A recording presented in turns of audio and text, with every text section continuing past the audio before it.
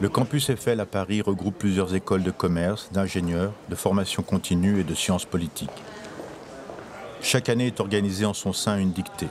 Elle se veut la vitrine d'un message sociétal. Renforcer les liens intergénérationnels et développer ceux de la francophonie pour cultiver le partage. La dictée Campus Eiffel a pour but de faire transmettre l'amour de la langue française aux jeunes et moins jeunes, étudiants ou non, autour d'un exercice liant concentration et culture. Si l'orthographe et la syntaxe répondent à une certaine logique, il s'agit également de prendre conscience que, sans le respect des règles orthographiques et grammaticales, il est difficile de structurer sa pensée et de communiquer avec autrui. Au cours de sa carrière, chacun doit élaborer des rapports, concevoir des supports de présentation, rédiger des recommandations. Le respect des codes syntaxiques ne répond pas seulement à des exigences scolaires, il s'inscrit dans l'apprentissage d'un comportement professionnel. Il convient aussi de redonner le plaisir de l'écriture au-delà des simples échanges de SMS et de manière ludique. Viens avec moi, je vais te placer. Aujourd'hui, la dictée n'apparaît plus comme un exercice scolaire poussiéreux, grâce entre autres au Dicodore de Bernard Pivot. La dictée Campus Eiffel se veut un jeu intellectuel, un défi pour retrouver une logique avec des règles, apparemment, mais apparemment seulement obscures. Elle permet de mesurer un niveau de manière quantifiable, tangible et de provoquer une saine émulation entre les générations. Parce qu'en fait, je suis en concours orthophoniste et donc c'est un entraînement en plus et on a beaucoup de dictées très difficiles. Ça me permettra de revisiter encore la langue française.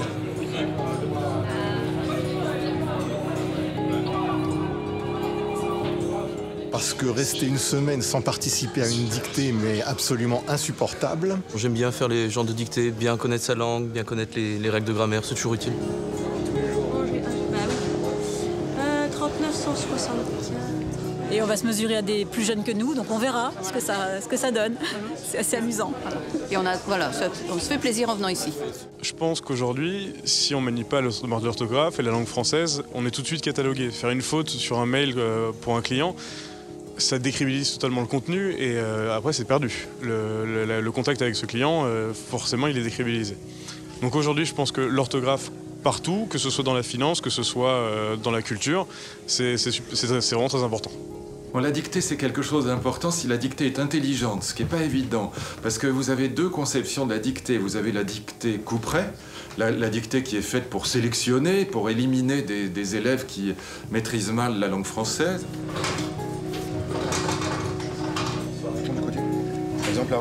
Bonjour tout le monde. Les dictées, on en a eu quand on était petit, on n'en a plus maintenant, mais c'est un paradoxe, oui, mais après c'est bien aussi de garder des bonnes habitudes. Et il y a toujours des gens à 30 ans qui font des fautes, et je trouve ça plutôt amusant en fait de se replonger dans une dictée comme on faisait quand on était au primaire ou peut-être au collège aussi, on en faisait peut-être un petit peu. Qui donne après le micro à Stéphanie Guyard. On se concentre surtout sur les grammaires orthographes. La langue française est pour nous un bon vecteur de diffusion de notre savoir-faire, justement à destination de l'ensemble des pays francophones et francophiles. C'est un moyen pour nous de proposer justement des formations diplômantes. Aujourd'hui, désormais, grâce au numérique, ça permet justement de rendre accessible ce savoir-faire à l'ensemble de la communauté francophone et francophile. Donc c'est très intéressant pour nous.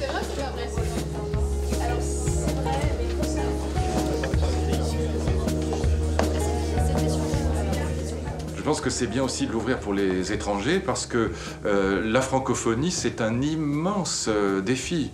C'est un immense chantier, la francophonie. C'est pas simplement franchouillard, c'est pas simplement dire cocorico, la langue française est magnifique. Non, c'est un enjeu économique et culturel absolument gigantesque. La question de savoir si le Maghreb continuera à parler le français, si l'Afrique noire continuera à parler le français, etc. C'est un enjeu économique énorme. Vous savez que les biens culturels, c'est des milliards d'euros.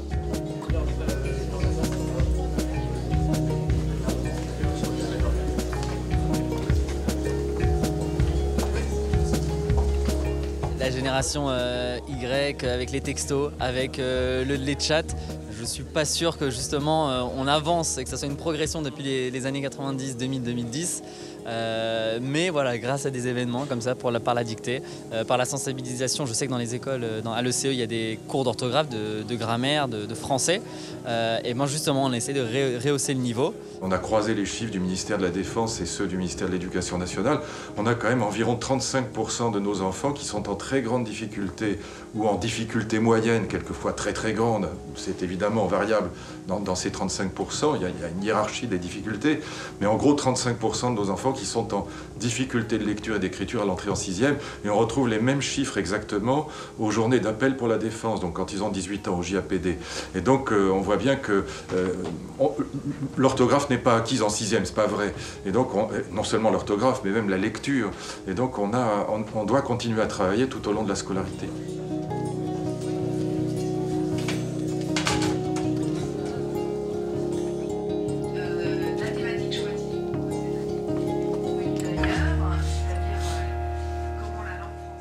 Bonjour tout le monde.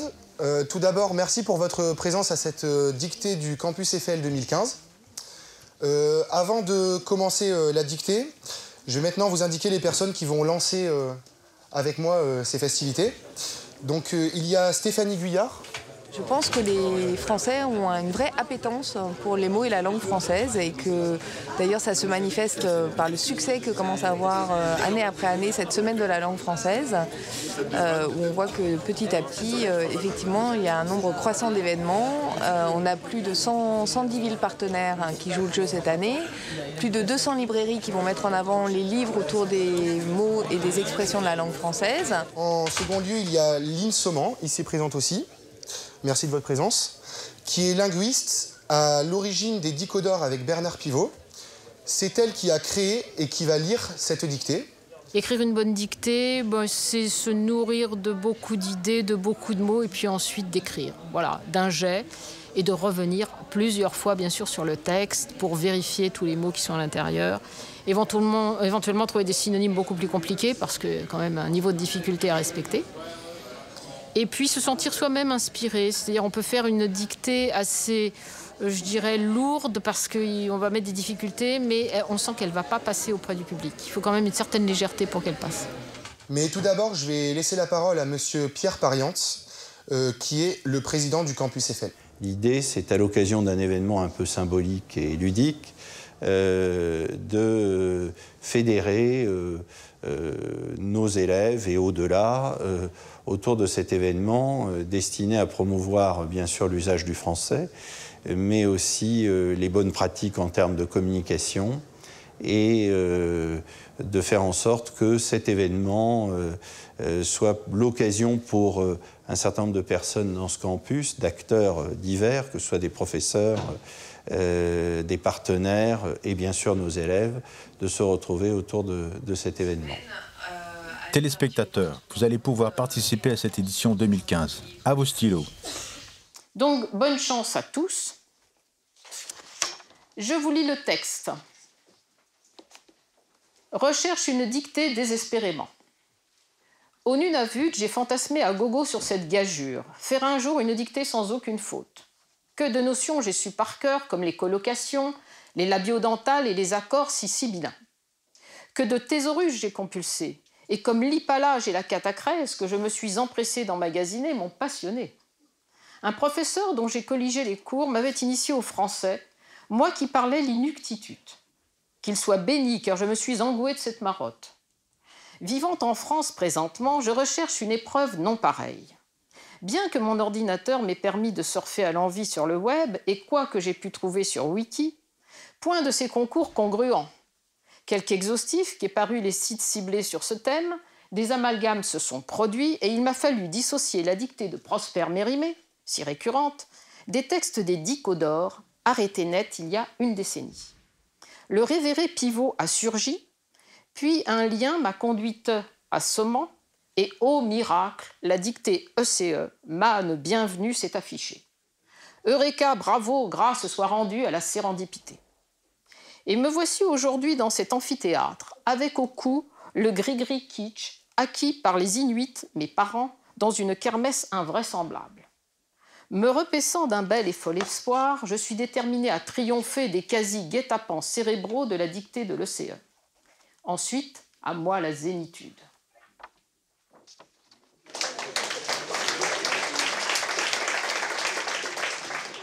Votre silence avant l'applaudissement en disait long. Bon courage à toutes et à tous. On entame la dictée. Le titre, recherche une dictée désespérément. Le titre, recherche une dictée désespérément, 3 points de suspension.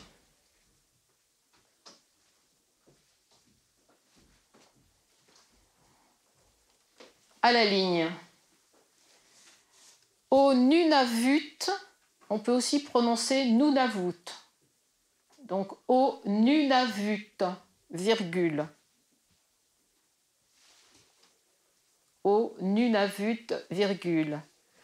J'ai fantasmé à gogo. Au Nunavut, virgule. J'ai fantasmé à gogo sur cette gageure. Sur cette gageure, 2 points. Faire un jour une dictée, faire un jour une dictée, sans aucune faute, point d'exclamation.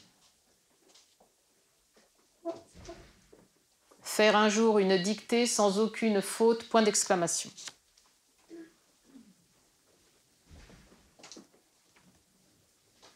Que de notions j'ai su par cœur, que de notions j'ai su par cœur, comme les colocations, virgule. Que de notions j'ai su par cœur, comme les colocations, virgule. Les labiodentales, les labiodentales.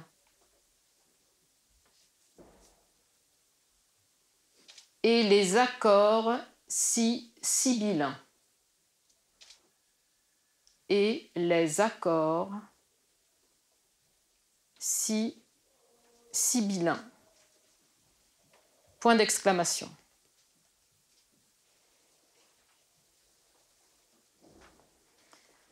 Que de thésaurus j'ai compulsé, point d'exclamation. Que de thésaurus j'ai compulsé, point d'exclamation.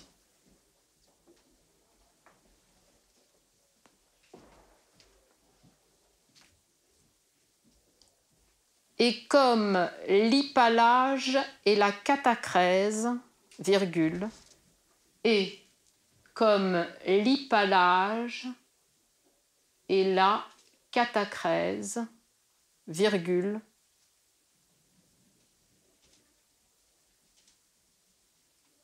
que je me suis empressé d'emmagasiner, virgule,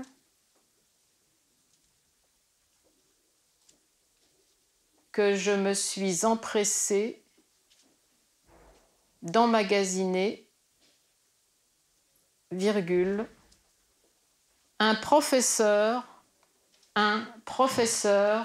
dont j'ai colligé les cours, un professeur dont j'ai colligé les cours, m'avait initié au français, virgule, m'avait initié au français, virgule,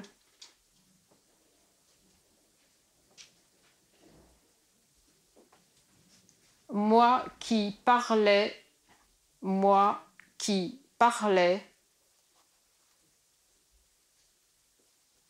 l'inuctitut. On peut aussi prononcer inuctitut. Point.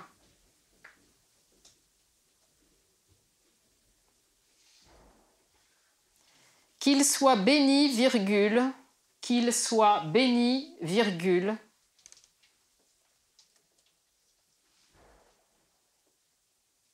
qu'il soit béni, virgule, car je me suis engoué de cette marotte.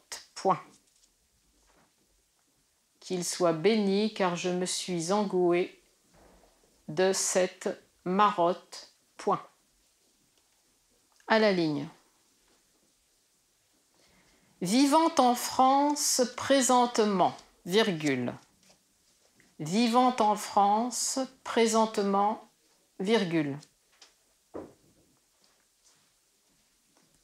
Je recherche une épreuve non pareille. Point. Vivant en France présentement, virgule. Je recherche une épreuve non pareille. Point.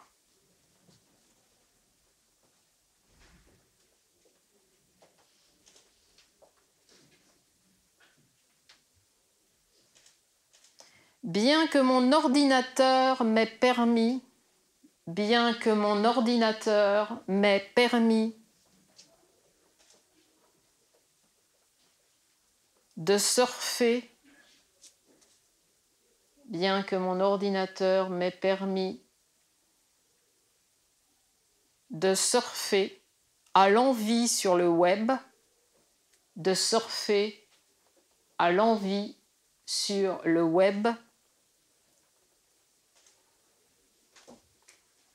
et quoi que j'ai pu trouver sur Wiki, et quoi que j'ai pu trouver sur Wiki,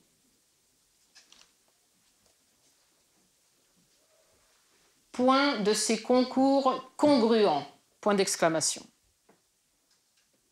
Et quoi que j'ai pu trouver sur Wiki, virgule, point de ces concours congruents, point d'exclamation.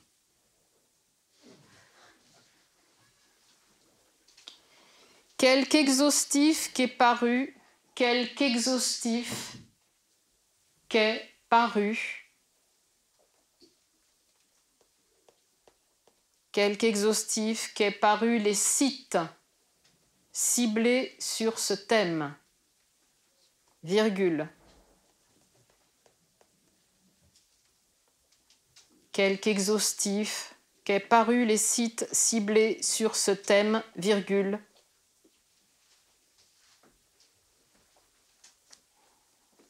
Des amalgames se sont produits, des amalgames se sont produits.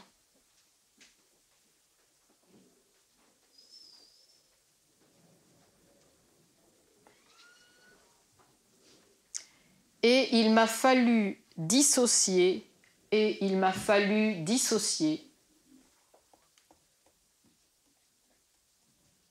la dictée de Prosper Mérimée. Et il m'a fallu dissocier la dictée de Prosper Mérimée, virgule, si récurrente, virgule,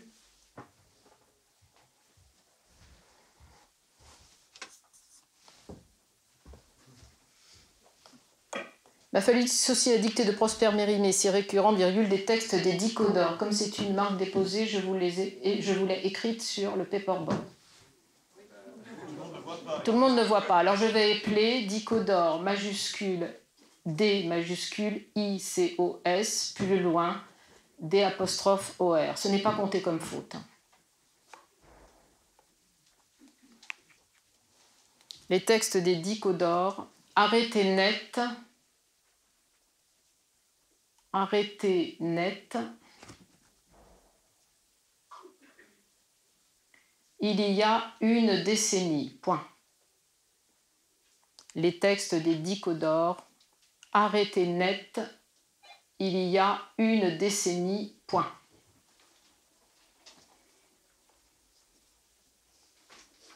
Le révéré pivot, le révéré pivot a surgi, virgule, le révéré pivot a surgi, virgule, puis un lien m'a conduite, puis un lien m'a conduite à sommement, alors là je vous l'épelle également, S majuscule, O, 2M, A, N, T, ça ne comptera pas non plus, m'a conduite à seulement et ô miracle, point d'exclamation, et ô miracle, point d'exclamation.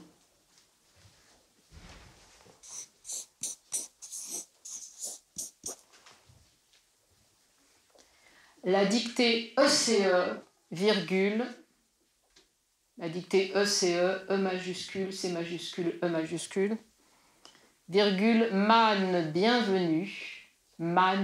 bienvenue, virgule. C'est affiché, point.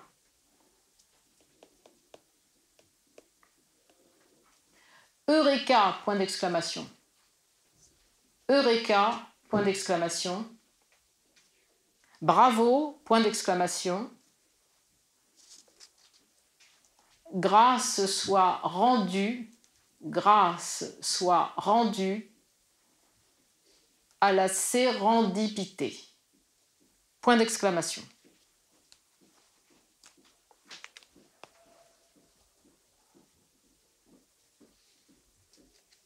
À la ligne. Dernier paragraphe. Et me voici aujourd'hui dans cet amphithéâtre. Et me voici aujourd'hui dans cet amphithéâtre. Avec au cou, le gris-gris kitsch. Avec au cou, le gris-gris kitsch.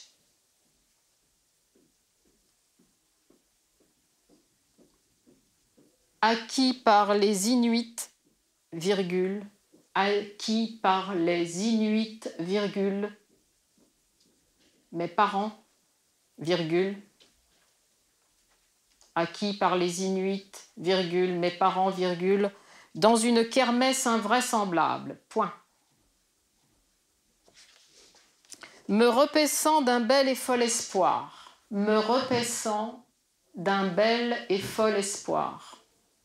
Virgule.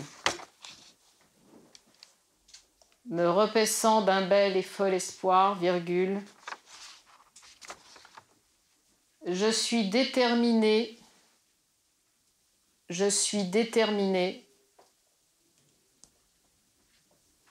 à triompher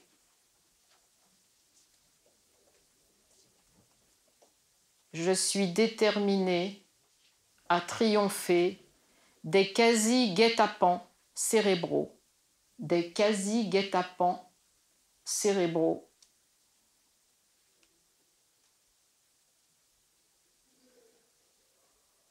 de la dictée de l'ECE. Je l'ai déjà appelé. À triompher des quasi-guet-apens cérébraux de la dictée de l'ECE, point.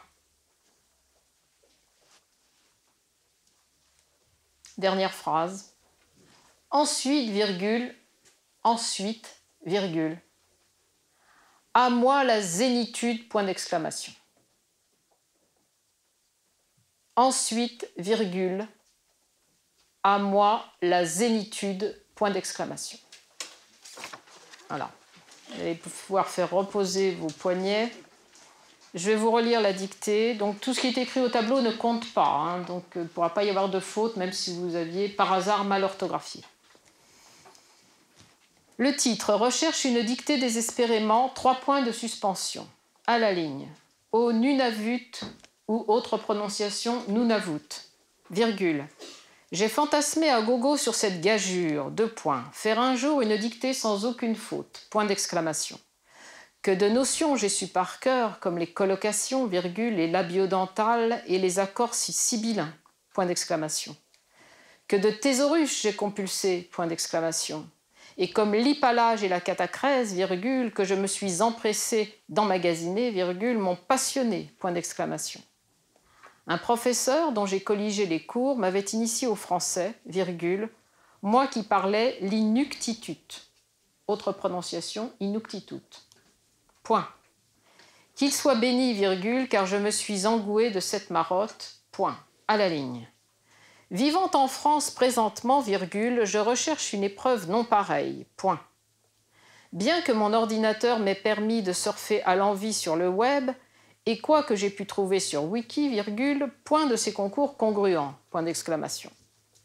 Quelque exhaustif qu'aient paru les sites ciblés sur ce thème, virgule, des amalgames se sont produits et il m'a fallu dissocier la dictée de Prosper Mérimée, virgule, si récurrente, virgule, des textes des dix Codors, arrêtés net il y a une décennie, point.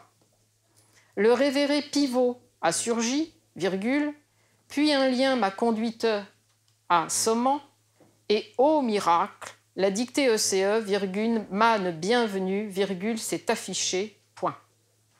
Eureka, point d'exclamation, bravo, point d'exclamation, grâce soit rendue à la sérendipité, point d'exclamation. À la ligne. Et me voici aujourd'hui dans cet amphithéâtre, avec au cou le gris-gris kitsch acquis par les Inuits, virgule, mes parents, virgule, dans une kermesse invraisemblable. Point. Me repaissant d'un bel et fol espoir, virgule, je suis déterminé à triompher des quasi-guet-apens cérébraux de la dictée de l'ECE. Point. Ensuite, virgule, à moi la zénitude, point d'exclamation. Voilà, vous avez 3 minutes pour vous relire et ensuite les hôtesses et hôtes ramasseront vos copies.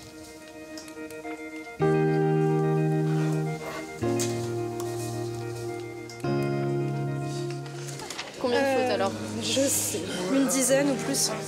À la première version, je m'en suis vu 2, mais apparemment, comme il y a eu quelques variantes qui ont été acceptées, à juste titre, me semble-t-il, je pense en avoir fait 0. Si j'avais été entraînée pour le concours, peut-être deux fautes, peut-être 2 ou 3 fautes. J'en ai aucune idée. Probablement plusieurs dizaines. Voilà.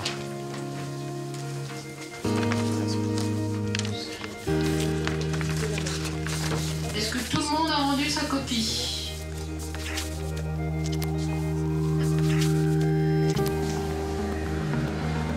Et là, elles vont être corrigées par notre équipe d'experts qui les attend, qui n'attend que ça. Depuis 1 heure, ils sont totalement en transe. Là, donc la manne bienvenue s'est affichée Eureka, bravo. Grâce soit rendue à la sérendipité. Si tu veux les distribuer, voilà, je vais écrire les mots composés, moi. Oui, on sait qu'une dictée, c'est un ramassis de difficultés de la langue française.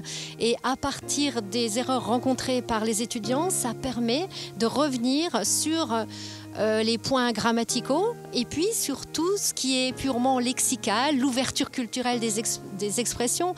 Et comme c'est des dictées qui sont bien faites et très fiables, c'est en même temps décomplexant parce qu'on sait très bien que dans ce genre de dictées comme celle qu'on organise là, on ne peut pas avoir, c'est très difficile d'avoir 0 faute. Donc tout le monde se sent décomplexé et c'est l'occasion de s'amuser. S-O-F-O-L, je suis déterminée et eux à triompher. Alors voilà l'histoire des quasi-guet d'avant, il faut que je demande. La langue française reste une langue qui est une langue parlée quand même par plus de 250 millions de personnes dans le monde. C'est une langue qui est assez précise, c'est une langue qu'on ne peut pas improviser, enfin on ne s'improvise pas parlant bien le français. En ce sens, c'est une langue assez fouillée, assez recherchée, assez technique et qui a beaucoup de secrets. Ce sont des petites questions. En gros, les boîtiers, ça va vous servir un peu, comme je disais tout à l'heure, c'est un genre de qui veut gagner les millions, mais le vote du public, quoi. En gros, c'est ça. Donc les boîtiers, ça sert à ça. Pour faire patienter, pendant la correction, les participants vont se mesurer au mot olympique, un jeu de société basé sur les connaissances générales de la langue française. Ok, question suivante. Quelle est la seule manière de dire et d'écrire correctement cette expression de manière soutenue? Oh là là, alors moi je vous avoue que d'habitude c'est vas-y, donne. Ok? Attention, attention. Ah, réponse A, donnement. Attention, est-ce que c'était bien ça? Attends, allez! Ah. Dans les entreprises, chez les étudiants, etc., le niveau ABC, oui. Pourtant, on écrit de plus en plus, puisqu'on écrit énormément de courriels, on nous demande une traçabilité partout dans les entreprises, donc il y a énormément de traces qui sont laissées à l'écrit, mais le niveau ABC, oui. Tu affiches le mot comme il faut, tu fais pas.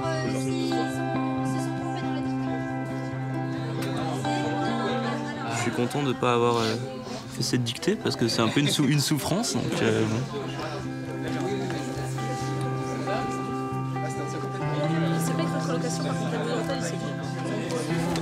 On est d'accord que c'est un W majuscule? Oui, exact. Nous sommes, nous, particulièrement satisfaits de cette initiative prise par Campus Eiffel qui vient ajouter à la meilleure connaissance de la langue française, aussi bien par les étudiants, qu'ils soient étrangers ou français, enfin francophones de toute façon, que pour les habitants. Et il était important, je crois, de pouvoir participer à la première édition de la dictée Campus Eiffel ouverte au public, alors que jusqu'à présent, les éditions précédentes, je crois, étaient réservées aux étudiants de votre établissement. Téléspectateurs, après la remise des prix, vous trouverez le corrigé de la dictée. Donc les résultats sont finalement arrivés. Désolé de cette petite attente. Donc de cette longue attente, comme dirait Monsieur le maire. Maintenant, on va passer au prix des écoles. En troisième position, Louis le Grand, avec l'équipe Magnoldus Dovis 1. J'arrive pas à lire, désolé, mais c'est super compliqué. Qu'ils se reconnaissent, on peut les applaudir. Avec un total de 42 fautes, Eve Matatia, Jules Thomas et Aria Choussida. En deuxième position, avec un total de 40 fautes, le CE Paris, les dilettantes, Pauline Bonnet, Valentine Isotier et Juliette Rouessé. On les applaudit bien fort. Et donc les grands gagnants de cette session prix école, avec un total de 28 fautes, c'est l'équipe de l'ENS Cachan, Gosse de Pivot, avec un total de 28 fautes, Julien Recher, Maria Robstova et Gilles Genvi. Maria, Julien, ouais. Hop. On peut les applaudir bien fort.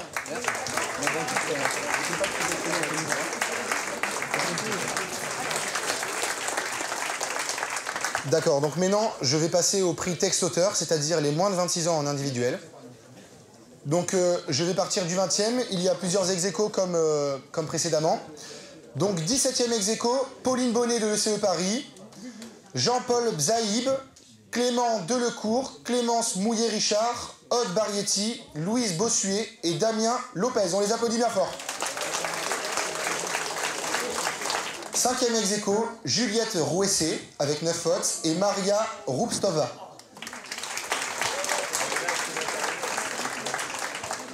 On a un 4e ou 3e ex-aequo. Les deux personnes que je vais donc appeler sur la scène sont Gilles Genvi et Aria Choussida. On va vous départager par l'épreuve de la mort subite. Vous avez fait tous deux 8 fautes. Félicitations. On peut les applaudir quand même pendant qu'ils viennent sur la scène. Je sais que c'est la fin de la journée, que vous êtes fatigués, que vous avez la pression pour savoir qui a gagné, mais il faut applaudir les gens. On les applaudit bien fort. Donc lui, il va faire l'épreuve de la mort subite. Oh, mais c'est bien. Alors, des ophioglosses. Des ophioglosses. Ophioglosses. Votre réponse, s'il vous plaît. C'est bon, tu peux tourner. Non, mais vers là. Ophioglosses, oui, c'est bon. Alors, Ophioglosses, O-P-H-I-O-G-L-O-2-S-E-S, c'est une petite fougère des prairies humides à fleurs ovales, qu'on appelle aussi la langue de serpent. Parce que office, ça veut dire serpent. Et glossa, la langue. Bravo. Donc, en troisième position, Gilles Genvi, qui vient de remporter la 3e place. On l'applaudit bien fort. Merci. En deuxième position, avec 6 fautes, c'est très honorable, j'appelle Rihanna Le Gall.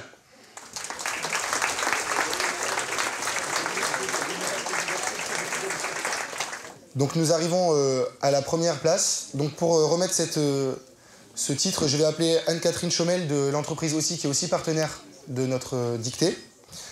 Et Monsieur Pariante aussi remettra le prix. Donc avec 5 fautes, c'est très très honorable, j'appelle Clément Boïch. On peut l'applaudir bien fort. Clément, tu gagnes un ordinateur portable et un abonnement à Orthodidacte. Pour la photo, monsieur Pariante? Allez, comme ça.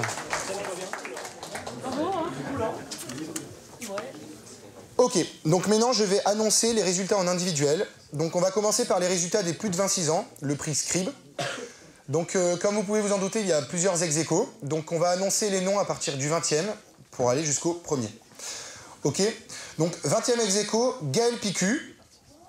20e... Bien joué. En 20e ex-aequo figure aussi Sophie Gourion. 18e ex-aequo, Isabelle de Flandre, Juliette Perrin. On peut les applaudir.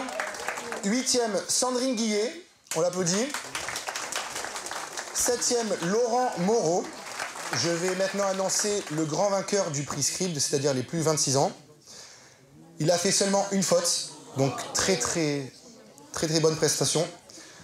Il s'appelle Paul Levard. On peut l'applaudir.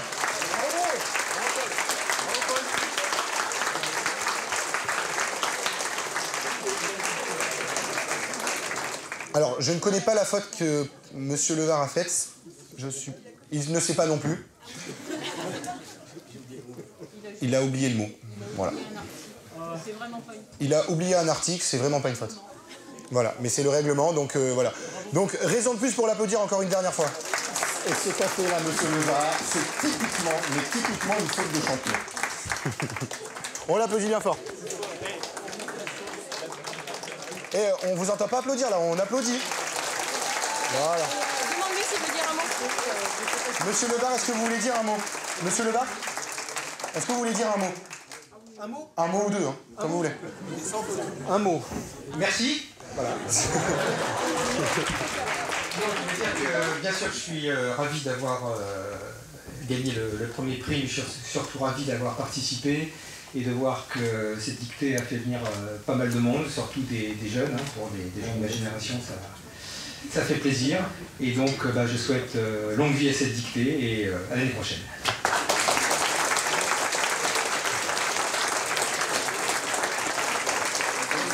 Ça fait plusieurs années que je fais la dictée de l'ECE. Je l'ai faite 3 fois quand j'étais encore étudiante.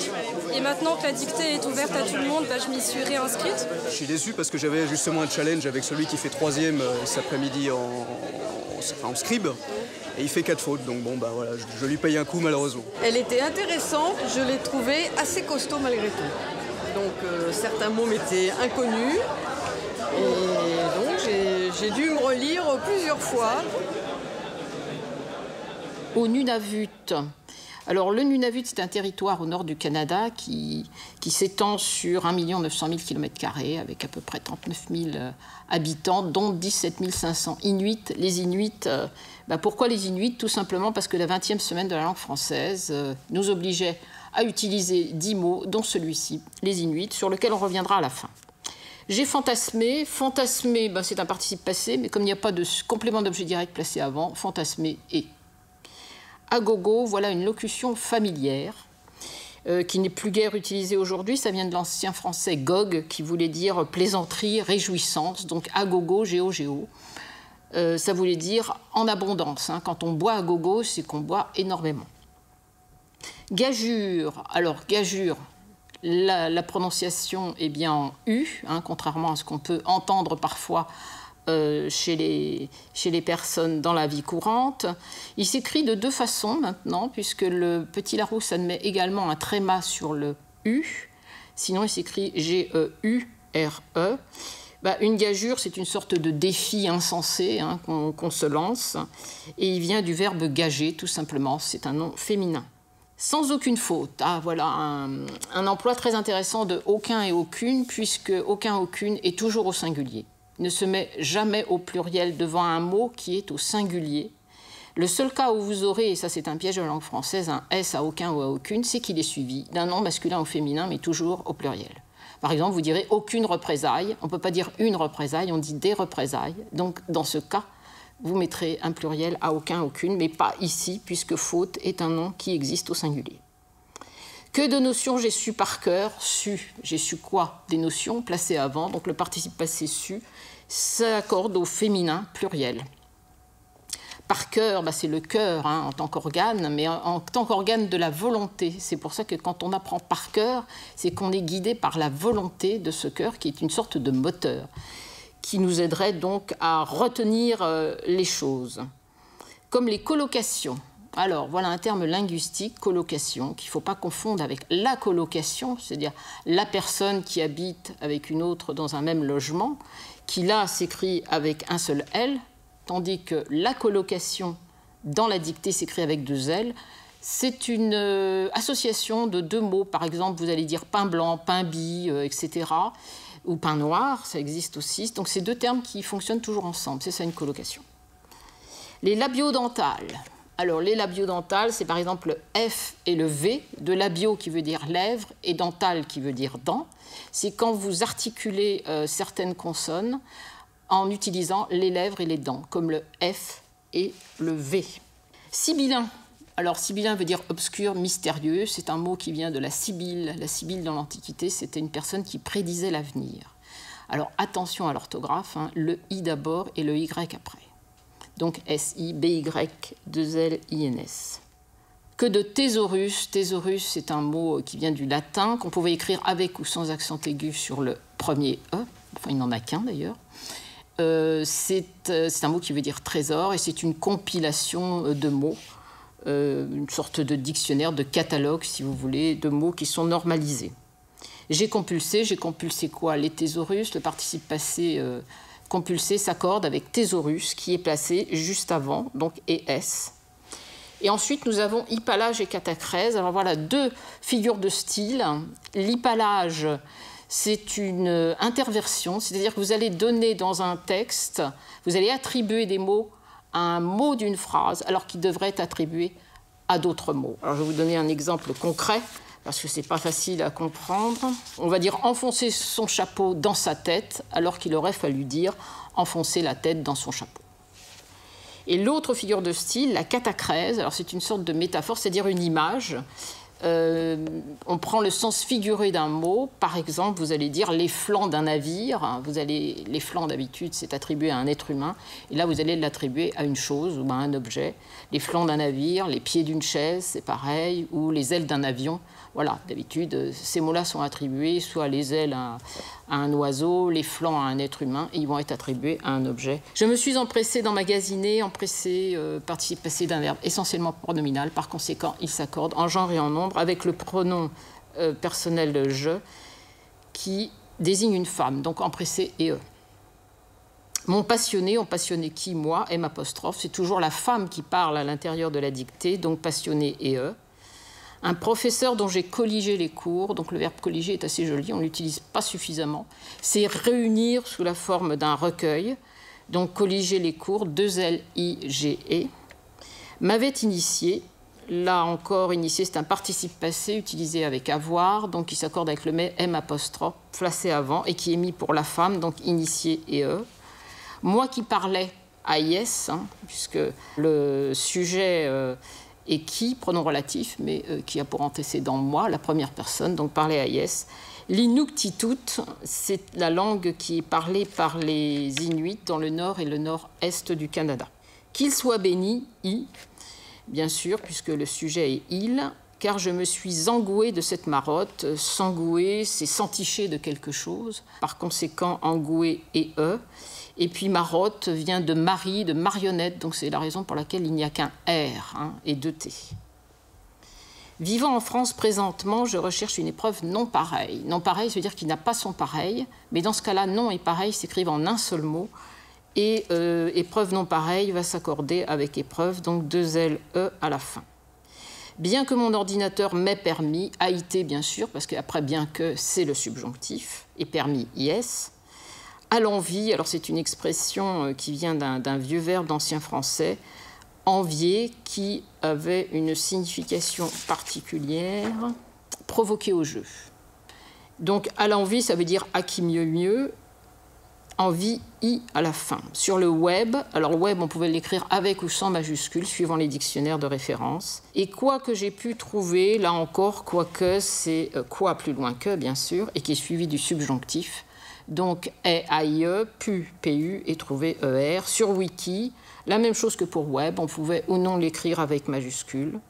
Point de ces concours congruents.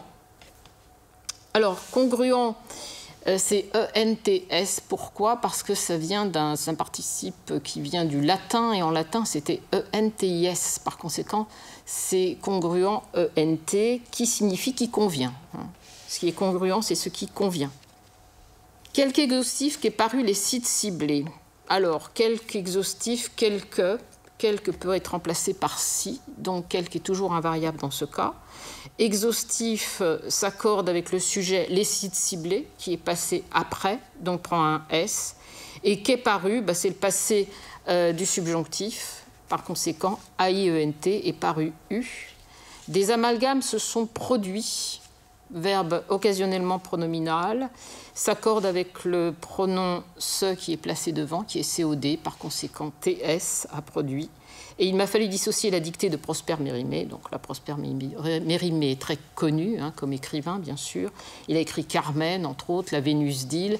Et il a fait cette fameuse dictée en 1857, à laquelle avait été convié Eugénie de Montijo, Napoléon III, Octave Mirbeau, Alexandre Dumas fils.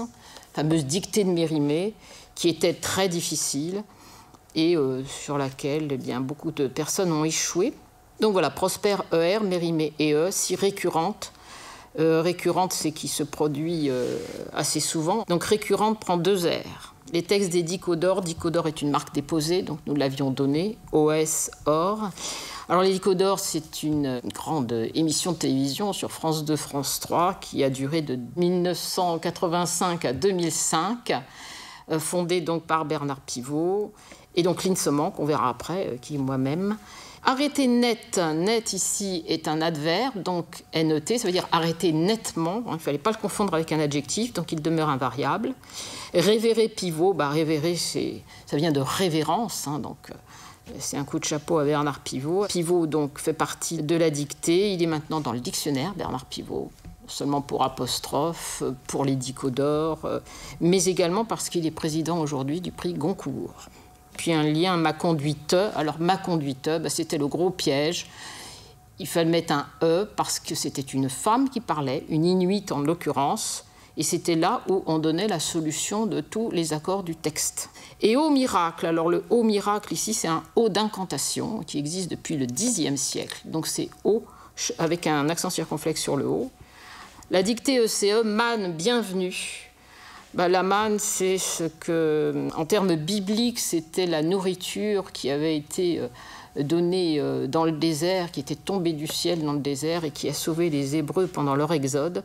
Et désormais, une manne bienvenue, c'est quelque chose d'inespéré. Et ça peut être d'ailleurs de la nourriture aussi, ou bien un don qui arrive. Donc c'est une manne, M-A-2-N-E, bienvenue, UE.